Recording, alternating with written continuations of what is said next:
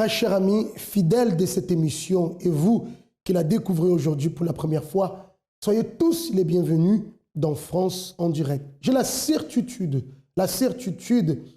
que après ce que vous allez entendre et voir ce soir, bien sûr, si vous l'acceptez, vous ne sortirez pas de cette émission de la même façon, car le but de cette émission est de vous ouvrir les yeux. Le but de cette émission est de vous montrer que rien n'est impossible. Tout est possible à partir du moment où nous croyons. D'ailleurs, le Seigneur Jésus l'a déclaré dans sa parole lorsqu'il dit que tout est possible à celui qui croit. Cette parole se confirme dans les témoignages que vous allez écouter ce soir. Et sans plus tarder, j'aimerais déjà qu'on puisse voir un premier témoignage, celui de Michaela, qui a traversé des moments très difficiles, sa famille qui a affronté des moments difficiles, atroces, au point où elle-même, elle était détruite, souffrante à cause de toutes ces situations qu'elle rencontrait dans sa famille et qui finissaient par l'affecter, bien évidemment. Écoutez son histoire. Comment était votre vie au moment que vous êtes arrivé au centre d'accueil? J'étais une fille très agressive. J'étais une personne qui n'acceptait pas... Voilà, je voulais toujours avoir le dernier mot. J'étais une personne aussi qui aimait beaucoup les disputes, les bagarres. À l'école, je faisais toujours la chef. Et j'aimais beaucoup voilà, les bagarres et tout ça. Mais à la maison, il y avait de la misère. Parce que moi et ma famille, on était 7. Mes parents, avec mes frères et sœurs, on habitait on faisait des hôtels en hôtel. On habitait aussi... Ici à Paris? Oui, parce qu'on est venu... Quand je suis venue à l'âge de 5 ans, du Portugal. Et lorsqu'on est venu ici, c'était une vraie misère parce qu'on habitait chez des gens, chez des tatas, chez de la famille. Mais on habitait aussi de hôtel en hôtel, après des studios. Donc c'était une vraie misère. Combien vous étiez? 7? 7 oui. Dans un studio. Voilà. Et ma mère, elle travaillait, elle cherchait du travail tout le temps pour nous nourrir, pardon. Et mon père, lui, c'était le contraire. Lui, il travaillait, mais sauf qu'avec cet argent, il jouait beaucoup aux jeux d'argent. Donc, il était vraiment vicié dans ça. Et à chaque fois, à la fin du mois, ma mère, elle lui demandait de l'argent, mais il disait qu'il n'avait pas et tout ça. Donc, des fois, il disait aussi, il mentait, il disait qu'il avait perdu l'argent. Donc, des fois, on restait sans rien à manger. Et ma mère, elle, parfois, elle enlevait de elle-même pour nous donner à elle. Par exemple, elle ne mangeait pas pour nous donner à nous. Et donc, voilà, dans notre vie, c'était vraiment une vraie misère. Et moi, j'exprimais ça, en fait, à l'école, en me défoulant sur les personnes. Et parce qu'en fait, il y avait ma grande sœur et ma petite sœur. En fait, on est venu ici en France. Pourquoi? Parce que ma famille, déjà, elle était malade. Ma sœur, ma mère et ma petite sœur, elles avaient une maladie héréditaire qui était la drépanocytose. Et ça, c'est une maladie qui leur mettait le martyre parce qu'elles souffraient des douleurs. Quand une rentrait à l'hôpital, l'autre, elle sortait, l'autre rentrait. Quand une sortait, l'autre rentrait. En fait, c'était une vie comme ça durant toute mon enfance. Et moi, je me défoulais aussi sur mon père parce que j'ai fait aussi 3 fugues. Et j'avais commencé à l'âge de 5 ans. J'avais fait ma première fugue. J'arrivais pas à avoir un dialogue avec mon père parce que chaque fois, même une fois, c'est même venu à la main. Ça fait combien de temps que vous êtes à l'église? 5 ans. 5 ans. Oui. Aujourd'hui, comment vous êtes? Alors, complètement différente. Déjà, mon passé et mon maintenant, il est complètement différent. Grâce à Dieu et aussi parce qu'il y a eu la campagne d'Israël. Vous avez participé aux campagnes d'Israël. Voilà. Le résultat? Alors, le résultat, c'est que maintenant, ma famille, elle est délivrée de cette maladie. Ma mère, ma grande sœur, ma petite sœur, ils vont plus à l'hôpital juste pour faire des bilans. Et ils ont plus ça fait 5 ans que Dieu a opéré, qu'ils n'ont plus cette maladie, ils n'ont plus cette douleur. Aussi, on n'habite plus dans les hôtels, on n'habite plus dans ces choses-là. Dieu nous a donné une maison. Et maintenant, c'est franchement une famille bénie qu'on a eue. Et franchement, une grande transformation dans notre vie. Toujours bagarreuse? Non. Méchante? Non. Non? Malheureuse? Non, pas du tout. Comment vous vous sentez aujourd'hui? Bien à l'intérieur de moi. Vous avez participé à la campagne? Oui. Vous avez participé aux forces jeunes? Oui. Ça vaut la peine ou ça ne vaut pas la peine? Oui, ça vaut très, très, très la peine. Qui a fait ça dans votre vie? C'est Dieu. Amen. Que Dieu vous bénisse. Félicitations.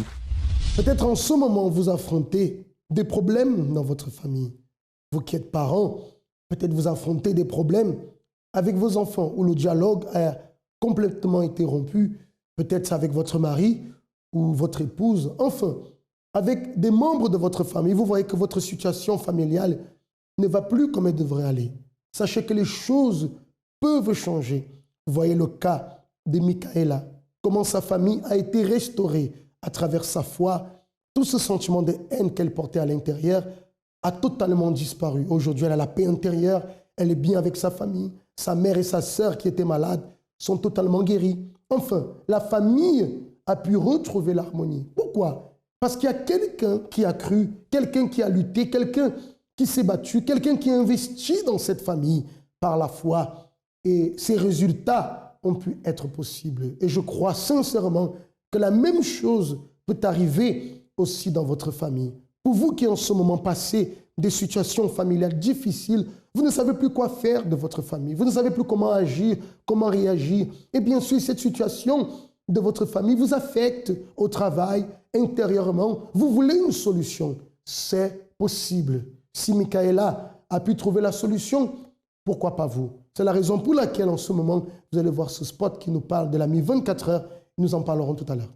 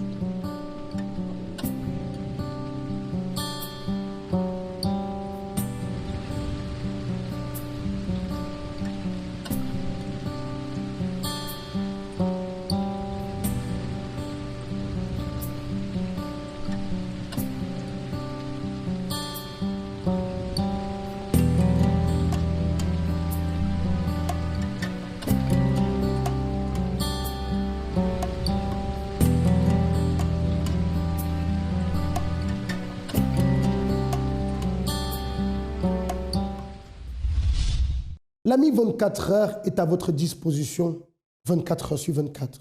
Ou d'ailleurs, nos conseillers sont là pour pouvoir vous répondre, vous entendre et surtout vous donner la bonne orientation qui va vous permettre de commencer une nouvelle vie. Ça, c'est une garantie, c'est une assurance. Si et seulement si vous croyez de tout votre cœur que cette nouvelle vie est possible, dès à présent, vous pouvez appeler en ce moment même l'AMI 24 heures au 01 53 35 85 12.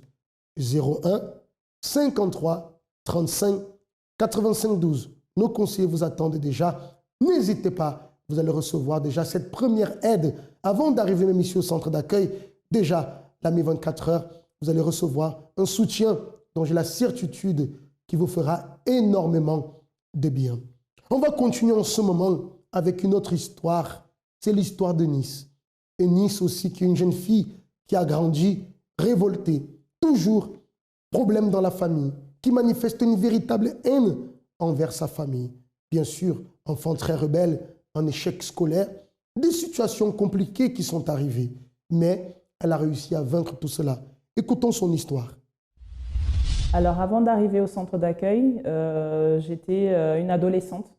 J'avais 17 ans à l'époque. Et j'étais une adolescente problématique. J'étais rebelle, j'étais colérique, j'avais de la haine à l'intérieur de moi. Et donc, ma famille ne savait pas exactement comment m'aborder, au fait, parce que je ne laissais même pas quelqu'un m'approcher.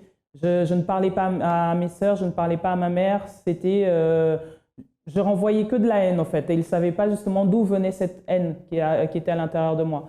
Donc, il faut savoir que mes parents se sont séparés lorsque j'avais 8 ans.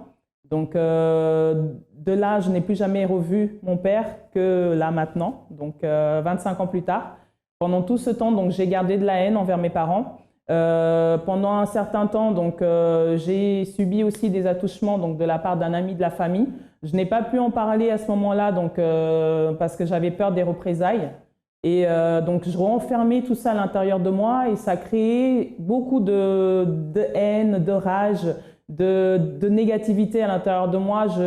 J'essayais de m'exprimer comme je pouvais à l'époque. Donc avec toute cette haine que j'avais à l'intérieur de moi, je l'exprimais en me battant à l'extérieur, en m'habillant comme un garçon. J'avais toutes les attitudes, même dans la façon de parler, dans la façon d'agir.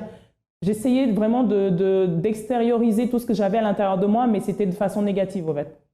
J'ai ma famille qui essayait de me montrer de l'amour, de l'affection, mais pour moi, comment est-ce que je peux dire ça? Je les repoussais. Je les repoussais parce que je me disais que s'ils n'avaient pas vu ce qui s'était passé, ce qui se passait à l'intérieur de moi, comment est-ce qu'ils pouvaient m'aider, en fait? Je me sentais vide, je me sentais triste. Donc, j'avais une tristesse profonde à l'intérieur de moi qui s'est transformée donc, au fur et à mesure en angoisse, en dépression, et après, donc, les pensées de suicide sont venues aussi.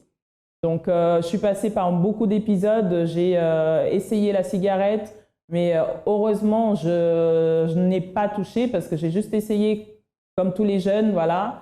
J'ai essayé l'alcool, mais heureusement aussi, donc l'alcool et moi, ça ne fonctionnait pas. Et quelque part, c'est comme si Dieu aussi voilà, voulait me garder à travers ça. Donc, je suis arrivée comme ça au centre d'accueil, complètement détruite, complètement vide à l'intérieur de moi et ne sachant pas, en fait, ce que je deviendrais plus tard et je ne voyais même pas avoir un avenir, en fait. À l'école, mes notes étaient chaotiques, donc je ne savais même pas ce que j'allais faire plus tard et de toute façon, moi, pour ma part, dans ma tête, c'était déjà tout tracé, je me voyais mourir. Je me voyais me suicider d'une façon et puis comme ça, j'en finissais avec tous les problèmes que j'avais, tout ce que je retenais à l'intérieur de moi que je ne pouvais pas dire donc, à ma famille, à mes frères et sœurs. Donc avec mes sœurs, ça n'allait pas.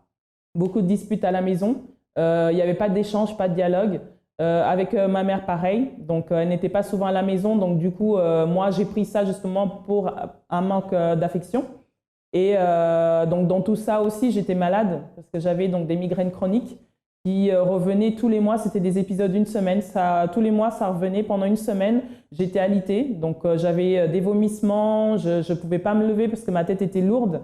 Je m'enfermais dans le noir, je voyais personne. Et donc autour de moi, les gens ne comprenaient pas ce que j'avais. Ils pensaient même que j'en faisais un petit peu trop pour attirer l'attention, alors que non, je souffrais réellement.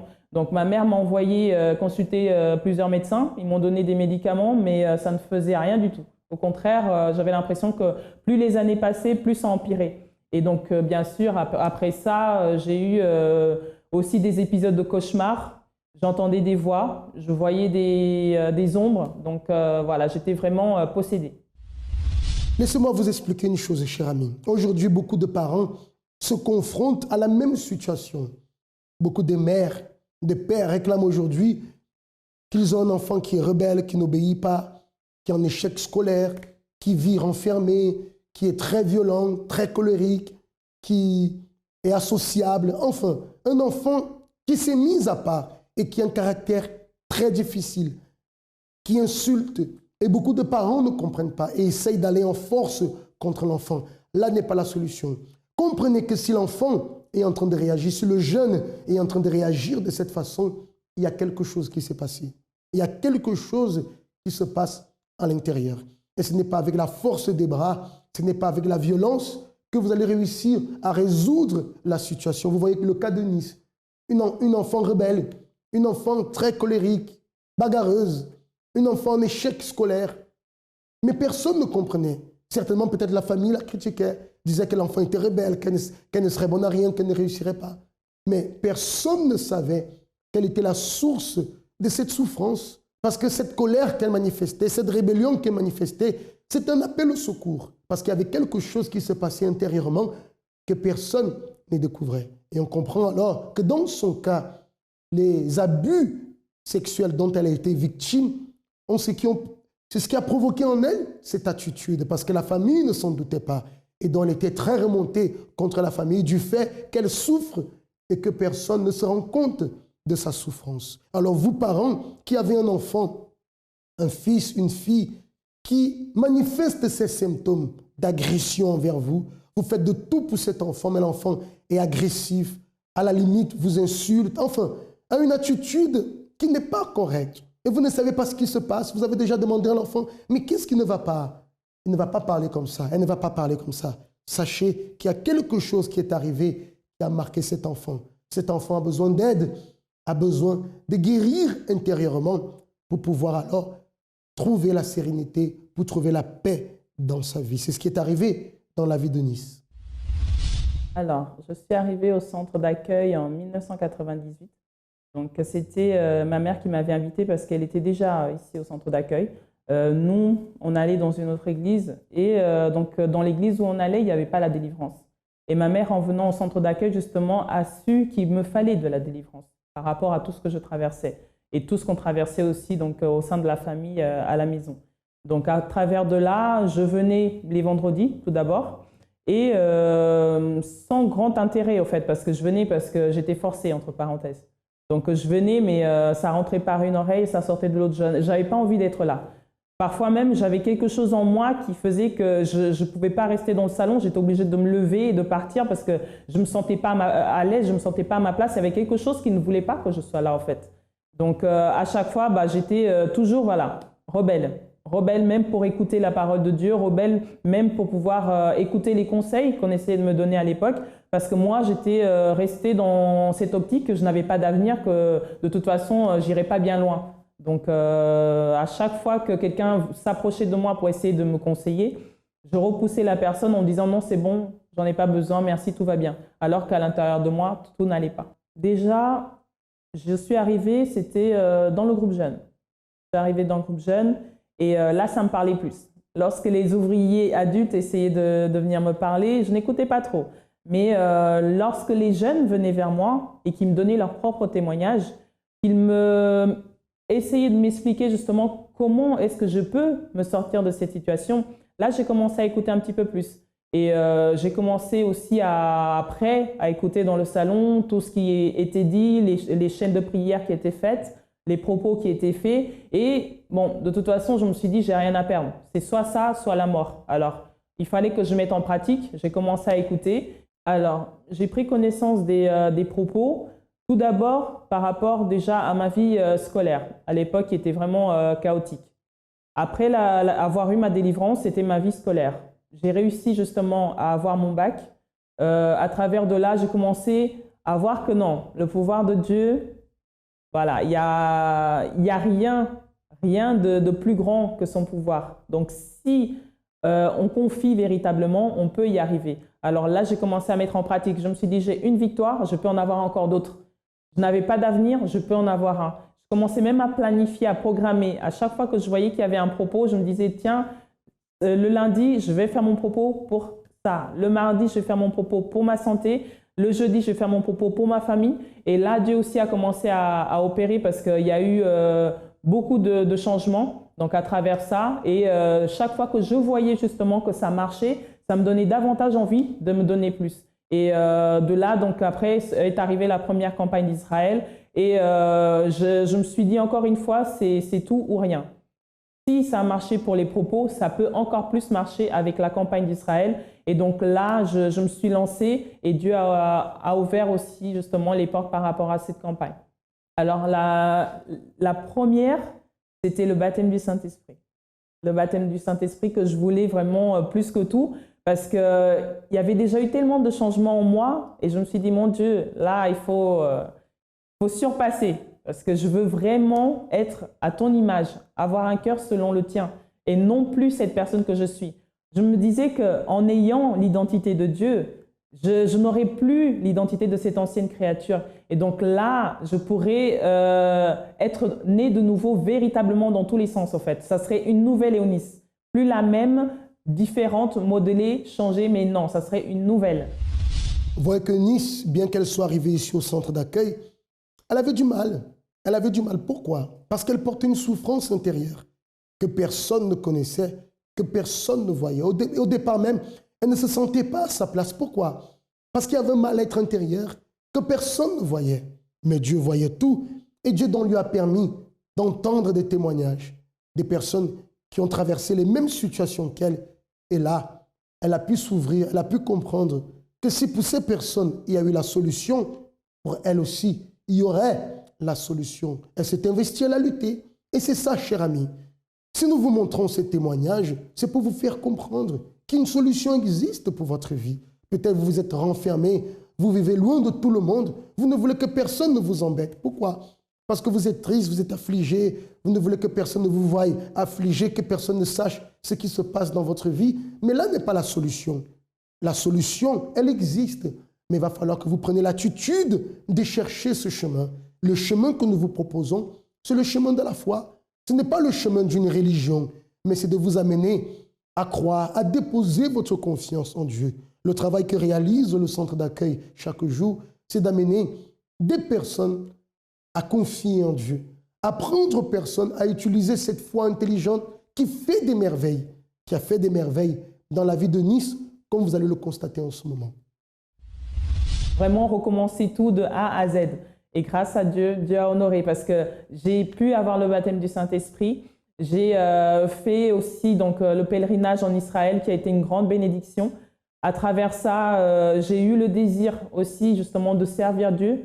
Donc, ça m'a permis de voir à quel point, lorsque on se donne à Dieu, il le fait, mais au-dessus de tout. Alors aujourd'hui, comme je l'ai demandé à l'époque, je ne suis plus la même. Là, c'est comme on dit le jour et la nuit. Avant, j'étais quelqu'un de vide, triste, abattu, négatif dans tous les propos. Aujourd'hui, je suis quelqu'un de positif, quelqu'un qui va de l'avant, quelqu'un qui est sûr de soi, chose que je n'avais pas avant. J'avais un manque d'estime de moi à cause de tout ce que j'avais vécu. J'ai su pardonner et ça, c'est ce qui m'a ouvert la porte après spirituellement justement pour pouvoir avoir le baptême du Saint-Esprit. J'ai pardonné à ceux qui m'ont fait du mal, même à mon agresseur. J'ai pu voilà, conquérir tellement de choses, que ce soit dans ma vie professionnelle, que ce soit dans ma vie familiale. Aujourd'hui, j'ai un mariage béni. Je suis maman de 4 enfants, j'ai un bon emploi, j'ai des projets, j'ai mon entreprise. Donc, grâce à Dieu, je suis vraiment bénie dans tous les sens, en long, large et en travers. Et j'ai foi que Dieu prépare encore de grandes choses pour moi. Par rapport à la santé, justement, voilà, j'avais ce problème de migraine. Au jour d'aujourd'hui, la migraine n'est plus. La migraine n'est plus, je ne vois plus d'ombre, je n'entends plus de voix. Au contraire, lorsque je vois justement ce genre de choses arriver dans la vie d'autres personnes, ça me révolte encore plus et ça me donne le courage justement de pouvoir leur dire « Vous avez une solution à ce problème-là. Croyez-y, restez ferme, remettez entre les mains de Dieu et Dieu fera le reste. » C'est-à-dire qu'au jour d'aujourd'hui, tout ce qui m'est arrivé, je sais que c'était le plan de Dieu pour moi, pour m'amener là où je suis aujourd'hui, pour pouvoir justement aussi aider davantage ceux qui en ont besoin et qui peut-être passent par les mêmes difficultés. Le centre d'accueil, pour moi, c'est ma vie. Je peux dire ça, c'est ma vie parce que, comme je le disais, je ne voyais pas avoir un avenir. Je ne voyais pas vivre de nouveau. Mais là, grâce au centre d'accueil, je revis. Et donc, pour moi, c'est toute ma vie. Et mon Dieu est mon papa, spirituel, mais aussi en long, en large, en travers, dans tous les sens. Et si Dieu pour moi est mon papa, alors le centre d'accueil est ma maison et ma mère, tout simplement. Vous voyez que celle, je peux dire, qui était morte, revit aujourd'hui. Mais pourquoi?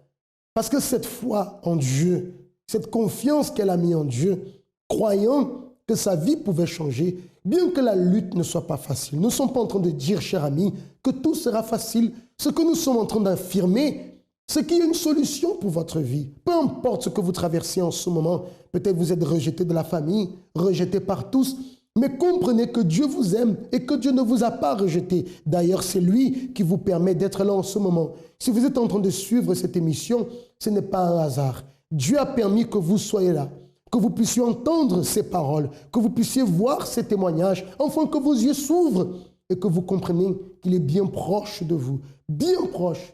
Il désire tout simplement que vous lui ouvrez la porte de votre vie et que vous lui permettiez d'agir. Et vous pouvez être sûr que vous ne serez pas dessus, car des grandes choses, il désire réaliser dans votre vie. Eunice revit. Tout ce sentiment de haine est complètement parti. Cette haine qu'elle avait avec sa famille, celle qui était en échec scolaire, a réussi à obtenir ses diplômes, aujourd'hui a même son entreprise. Celle qui était blessée à cause de tous ces abus a été complètement guérie intérieurement, si bien qu'aujourd'hui, elle est mariée, elle a ses enfants. Tout cela par le moyen de la foi surnaturelle, la confiance qu'elle a mis en Dieu. Elle a reçu de Dieu les conditions pour pouvoir reconstruire une nouvelle vie. Et pourquoi pas vous, cher ami? Cette nouvelle vie vous attend. Elle est proche de vous. C'est à vous de faire l'effort de saisir cette opportunité et de pouvoir changer votre histoire de vie. Le monde dans lequel nous vivons ne cesse d'évoluer. Notre vie est aujourd'hui pleine d'occupations, divertissements et informations en tout genre. Un quotidien chargé que nous ne remettons jamais en question. L'impact de nos préoccupations et nombreux centres d'intérêt engendre un vide inexplicable, un désir toujours plus grand de combler notre intérieur. C'est pour cela que du 5 au 26 juin aura lieu le jeûne de Daniel. 21 jours pour raviver notre intérieur et rencontrer Dieu. Une période durant laquelle nous allons nous abstenir d'Internet et des réseaux sociaux, de télévision, films et séries, de jeux vidéo sur console et smartphone, de musique, fêtes et sorties, afin de nous concentrer pour investir dans notre intérieur. Recherchez ardemment ce qui contribue au développement de votre foi. Priorisez votre vie spirituelle et cherchez à recevoir le baptême du Saint-Esprit. Car il est le seul à pouvoir combler notre intérieur et nous apporter une paix durable et l'assurance pour affronter tous les défis de notre vie. Jeûne de Daniel. 3 semaines pour raviver notre intérieur. Tous les jeudis au centre d'accueil, nous avons cette réunion dédiée exclusivement à la famille, au mariage. Alors je vous invite, si vous pouvez demain, à être ici présent pour vous qui avez besoin de solutions pour votre famille. Tous les jeudis et dans tous les centres d'accueil, nous sommes en train d'investir à lutter, à prier pour les familles, comme Michaela a pu retrouver la paix familiale, comme Eunice a pu se réconcilier avec sa famille. Vous aussi, vous pouvez trouver la paix dans votre famille, la guérison de vos êtres chers. Vous pouvez retrouver cette vie d'harmonie, parce qu'ainsi est la volonté de Dieu. 254 rue du Faubourg Saint-Martin, c'est là où se trouve le siège de notre centre d'accueil, et 01 53 35 85 12, l'ami 24 heures, où vous pouvez nous joindre pour savoir quel est le centre d'accueil le plus proche de chez vous. Chers amis, ça a été un grand plaisir d'être avec vous ce soir, et j'ai la certitude, pour ceux qui ont ouvert leur cœur et qui ont reçu tout ce qui a été transmis, vous êtes plus que bénis. Passez de très bons moments et je vous dis à très bientôt dans une autre émission de France en direct.